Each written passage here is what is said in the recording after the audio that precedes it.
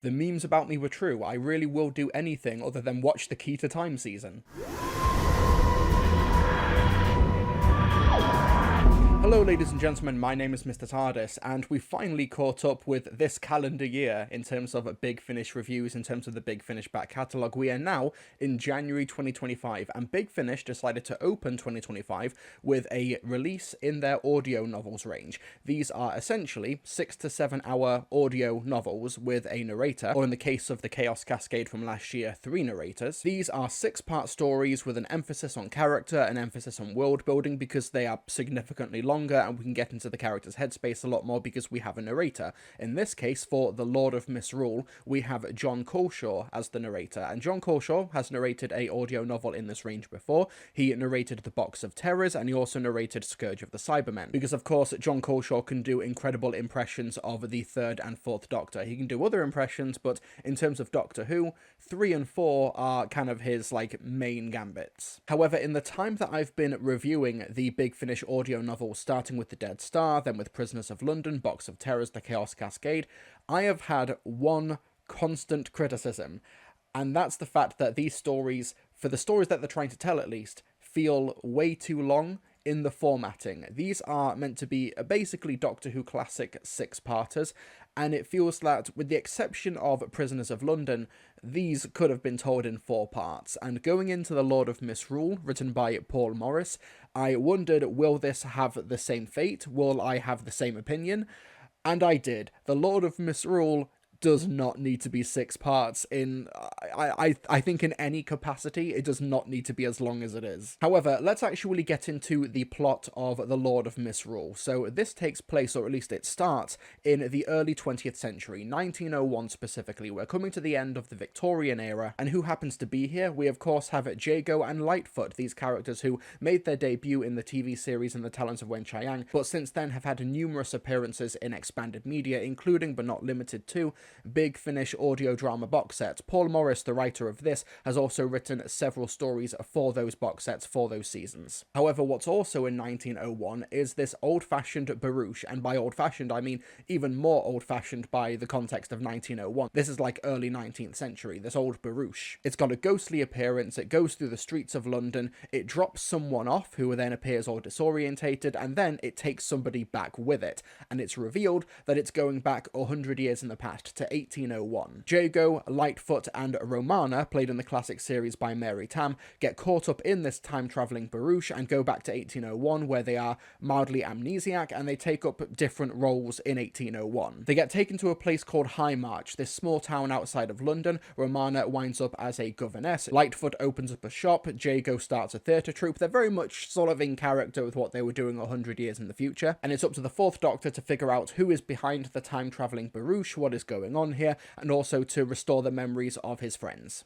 The Doctor jammed his hat down firmly in annoyance. Preposterous, he said. What's preposterous? Puffed Romana. The fact that anyone can run faster than you? the whole thing's preposterous, shouted the Doctor. A country bumpkin gets thrown forward into the future, that's preposterous. He finds himself in a bewildering alien environment, yet rather than seeking help, he starts gleefully causing mayhem. That's preposterous? Interrupted Romana. From another perspective, it sounds like a typical day in your life. The Doctor looked momentarily offended, then grinned widely. Yes, I suppose it does. Romana had produced the time sextant and was sweeping the area. As before, the device's oscillating whine indicated that it had found something of interest. But this time, the sound was higher pitched and more frantic. That's not our boy, murmured the Doctor. Romana agreed. Something quite different.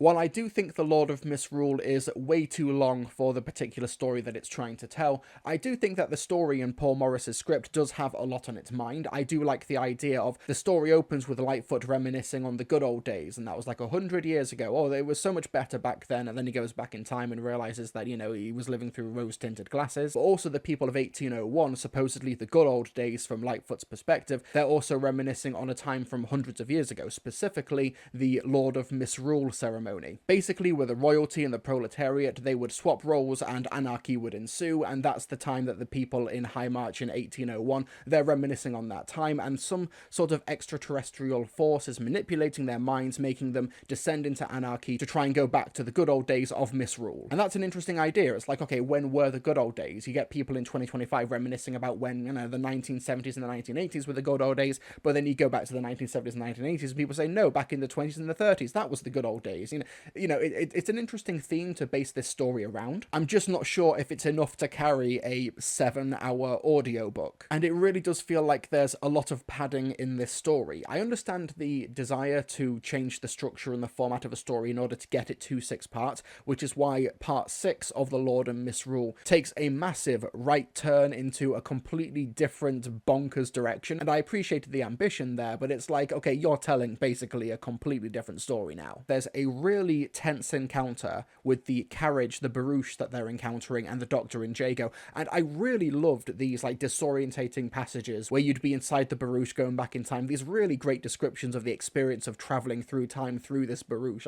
I think it's a really, really good moments like that keep The Lord of Misrule engaging for the most part while you're listening to it. But it's when looking back at these individual moments, these individual scenes, like I was saying in part 3, you have this really tense encounter with the carriage, and then it moves on to a pretty lengthy extended sequence where Jago is trying to rein in this theatre troupe that he set up in 1801, and it's like, how did we even get here? I think where The Lord of Misrule would kind of lose me were in these broad strokes of the story. I think that what the resolution, what the actual mystery of the barouche and what's happening with the time travel and the amnesia, what that turns out to be, was, in my opinion, out of all of the possible solutions, out of all of the possible outcomes it could have been, it was maybe the least interesting one. And obviously I can't really spoil it here, but it means that a lot of the logistics and the quote rules that were established in the first half of the story turns out that they're just completely accidental and it's just completely coincidental. There's a time and a place for that type of story and that type of outcome, but I think here, how it's applied in The Lord of Misrule, it really took the wind out of the story's sails, and it means that ultimately the big bad, the big villain of the story revealed at the end of part 5, beginning of part 6, like it takes that long for the story to play its hand, is a character who I'd completely forgot existed. Like, I felt like Thanos, when listening to this story. It's like, I don't even know who you are. There's also the elephant in the room in that Romana here has basically nothing to do and nothing to contribute.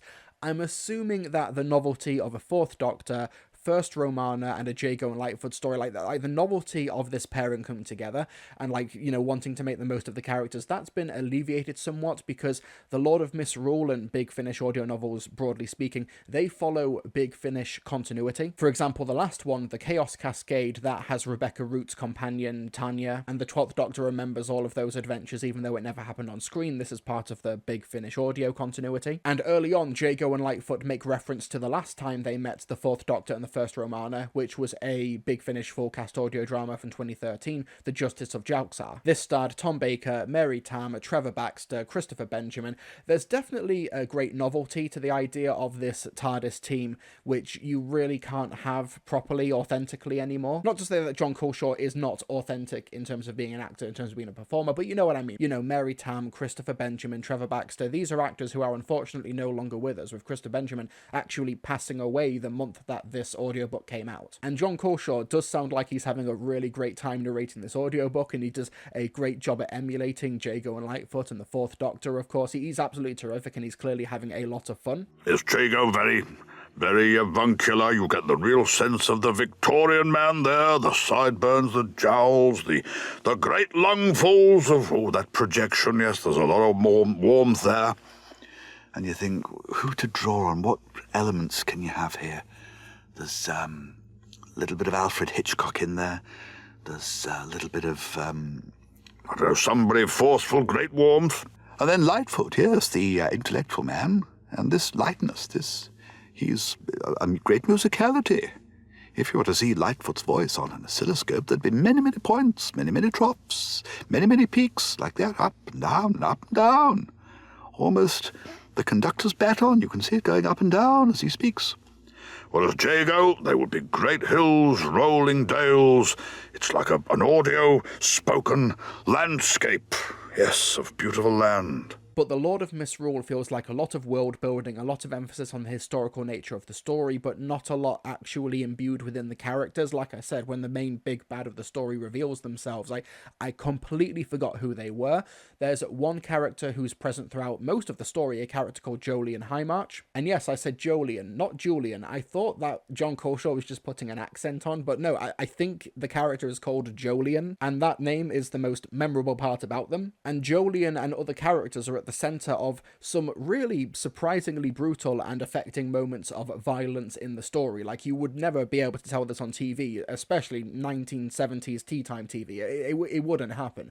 However, while those moments, like in a vacuum, are really effective and powerful, the tangent I mentioned in part 6, the setting of part 6, it kind of felt like a cop-out, where all of those brutal, big, societally defining acts of violence that happened in 1801 that would rock a community to its core, that would rock Highmarch, the setting of the predominant setting of the story, it feels like the main cast just leave them to it. Like, these are things that people would talk about for centuries to come. There would be myths and legends and yearly ceremonies about it to remember what happened, and it's just like, oh no, too bad, we're going to part 6 because we want to tell this really fun story specifically revolving around what happens to Jago and the Queen.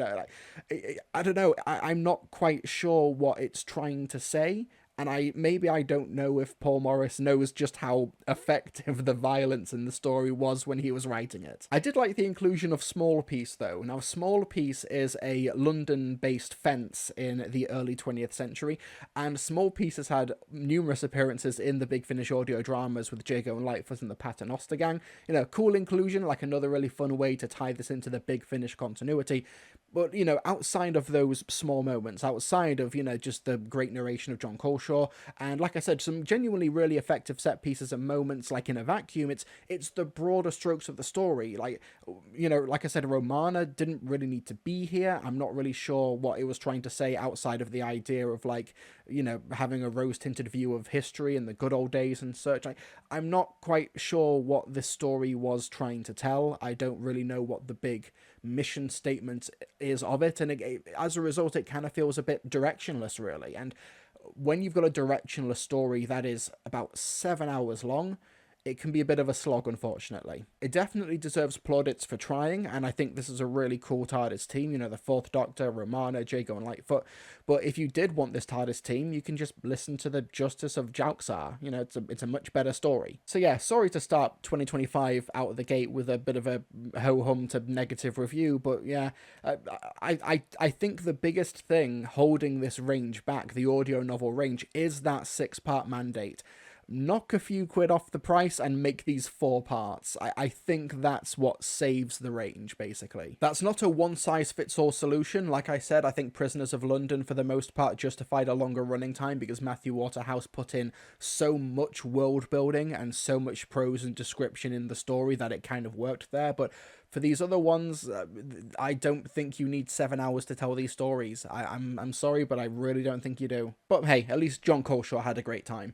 Thank you so much for watching my review of Doctor Who, the audio novels, The Lord of Misrule. Let me know if you've checked out any other stories in this range, and if you've got a particular favourite.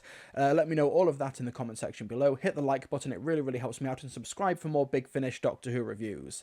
I'll see you all next time.